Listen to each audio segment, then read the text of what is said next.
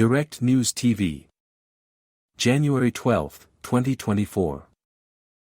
World reacts to US, UK attacks on Houthi targets in Yemen.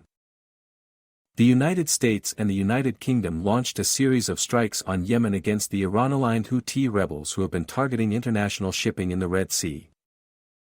The Houthis, who support Palestinian group Hamas, called the attacks barbaric and warned they will continue to target ships heading towards Israel. There was no comment yet from Israel. Here are some of the international reactions to the attack, which threatens to further inflame tensions in the region. Iran. The attacks are happening in an effort to extend the full support of the US and UK in approximately the past 100 days for the war crimes of the Zionist regime against the Palestinian people and the besieged citizens of Gaza, the Foreign Ministry said in a statement. Ministry spokesperson Nasser Kanaani said, "These attacks are a clear violation of Yemen's sovereignty and territorial integrity, and a breach of international laws." Saudi Arabia. The Foreign Ministry called for restraint and avoiding escalation after the strikes and said it was monitoring the situation with great concern.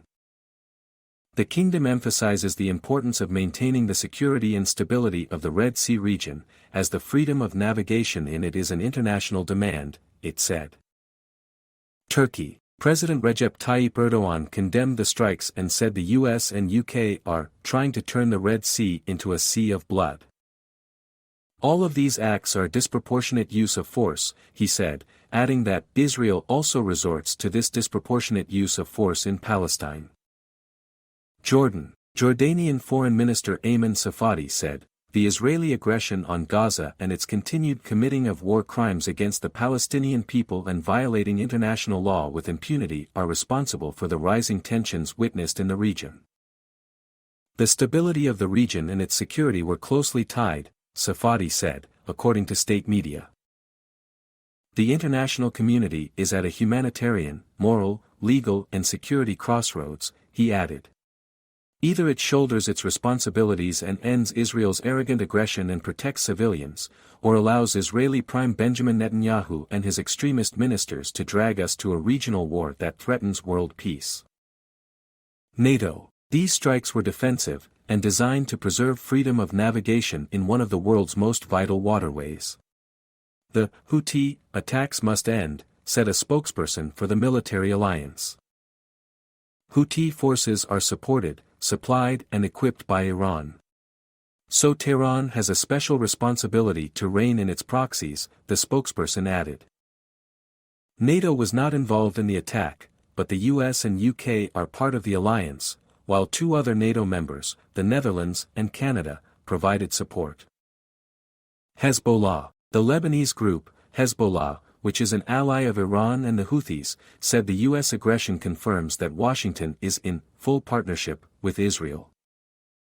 The US is a full partner in the tragedies and massacres committed by the Zionist enemy in Gaza and the region, a statement from the group said.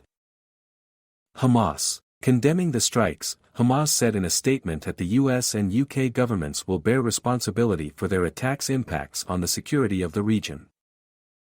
Palestinian Islamic Jihad. The Gaza-based Palestinian group Islamic Jihad has said that the escalation confirms that the US administration is waging a war of genocide against the Palestinian people in Gaza. "We call on the people of the Arab and Islamic nation to take action in rejection of the aggression against Yemen, which rose up in defense of Gaza and the holy places of Muslims in Palestine." Russia. Russia said the strikes violate international law and wrongly take advantage of a United Nations Security Council resolution that had demanded the Houthis stop their attacks on shipping lanes. The US airstrikes on Yemen are another example of the Anglo-Saxons' perversion of UN Security Council resolutions, said Maria Zakharova, the Foreign Ministry spokesperson. Zakharova said the strikes showed a complete disregard for international law and were escalating the situation in the region. France. France reaffirmed its condemnation of Houthi strikes on commercial vessels in the Red Sea, calling for an immediate stop to them. "With those armed actions, the Houthis bear the extremely serious responsibility of the escalation in the region," the French Foreign Affairs Ministry said in a statement. Germany. Germany's Foreign Office said the strikes were meant to prevent further attacks. Our aim remains to de-escalate tensions and restore stability in the Red Sea, the ministry posted on X. Spain will not intervene militarily in the Red Sea region out of a commitment to peace, and any country doing so will have to answer for its actions, Defense Minister Margarita Robles said, after the US and UK's attacks in Yemen. Highlighting that Madrid is not judging other countries' actions in the Red Sea, she said, every country has to give explanations for its actions.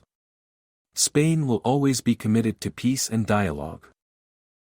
Belgium is working with its partners in the European Union and the United States to restore security in the Red Sea region and avoid any spillover, Belgium's Foreign Minister Hadja Labib said on X. The ongoing attacks by the Houthis are a real danger for the stability of the region and represent an escalation that benefits no one, she wrote. The Netherlands. The US-British action is based on the right of self-defense, aims to protect free passage and is focused on de-escalation. The Netherlands, with its long history as a seafaring country, places significant importance on the right of free passage and supports this targeted operation, said Prime Minister Mark Rutte.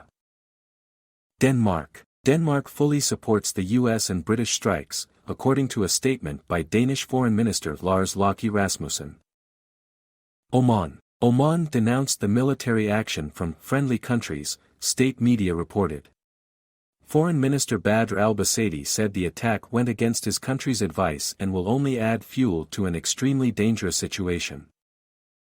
UAE. The United Arab Emirates has expressed grave concern over the consequences of attacks on shipping in the Red Sea, the Gulf state's official news agency said. The UAE also stressed the importance of maintaining security in the region and the interests of its countries. Iraq's Harakat al-Najaba. The paramilitary group has warned that following US/UK attack on Yemen's Houthis, American interests and coalition countries will not be safe from now on. U.S. Senate Republican leader Mitch McConnell welcomed the U.S.-led coalition's operations against the Iran-backed Houthi terrorists responsible for violently disrupting international commerce in the Red Sea and attacking American vessels. President Biden's decision to use military force against these Iranian proxies is overdue. I am hopeful these operations mark an enduring shift in the Biden administration's approach to Iran and its proxies, he said. Democratic U.S. Representative Ro Khanna said that President Joe Biden needs to come to Congress before launching a strike against the Houthis in Yemen and involving us in another Middle East conflict. That is Article 1 of the Constitution. I will stand up for that regardless of whether a Democrat or Republican is in the White House. Democratic U.S. Representative Val Hoyle stressed that the airstrikes have not been authorized by Congresses. The Constitution is clear, Congress has the sole authority to authorize military involvement in overseas conflicts. Every president must first come to Congress and ask for military authorization, regardless of party. British MP Jeremy Corbyn. British Member of Parliament and former Labour Party leader Jeremy Corbyn said the military action was a reckless act of escalation that will only cause more death and suffering. It is utterly disgraceful that Parliament has not even been consulted. When will we learn from our mistakes and realize that war is not the answer, Corbyn wrote on X. British MP Diane Abbott. British Independent Member of Parliament Diane Abbott said that at a time when the UK government should be backing a ceasefire in Gaza, it was instead sending jet fighters to back the US against the Houthis. No parliamentary approval and no idea where it will all end, Abbott said on X. My name is Kingsley. Please like, share, subscribe and hit that notification bell so you can be the first to be notified whenever we post, you won't regret it.